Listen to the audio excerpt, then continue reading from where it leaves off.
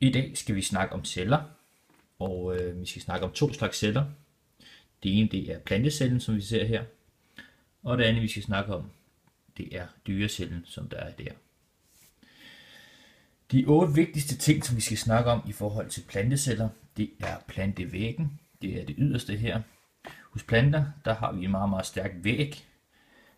Planter indeholder ikke noget, ligesom mennesker gør, dyr, skelet, men de har en cellevæg, og den er så stærk, at når vi ser træer i blæsevejr, jamen så blæser de, at de knækker ikke, fordi den er meget, meget stærk. Den er meget, bøjelig, men stærk.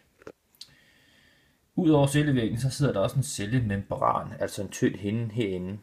Og den sørger for, at de rigtige næringsstoffer kommer ind og ud af cellen. Cellevæggen har ikke rimelig hullet, så der kan mange ting sive ind.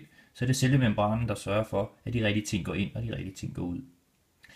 Inde i selve cellen, der har vi det her cellevæske, som også kaldes cytosol. Der ligger nogle næringsstoffer og nogle andre ting, som cellen kan bruge.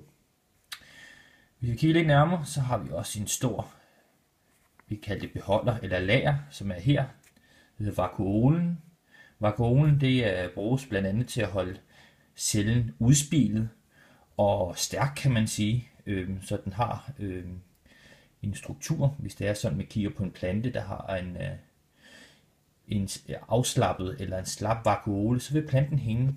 Men i og med, at den bliver udspilet, så kan en plante faktisk godt være oprejst. Så har vi herover, der har vi det, der hedder grønkornene. Og det har vi beskæftiget os med før. Det her fotosyntesen sker.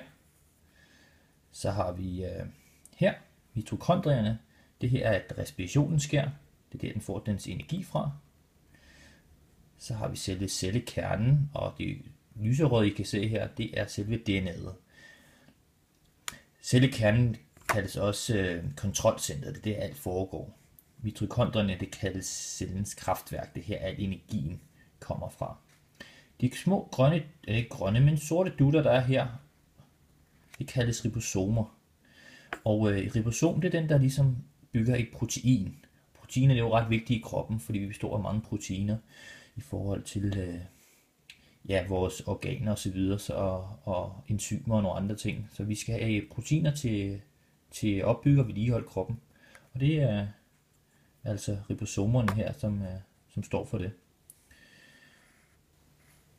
Kigger vi lidt nærmere på dyrecellen, så ligner den faktisk rigtig meget plantecellen.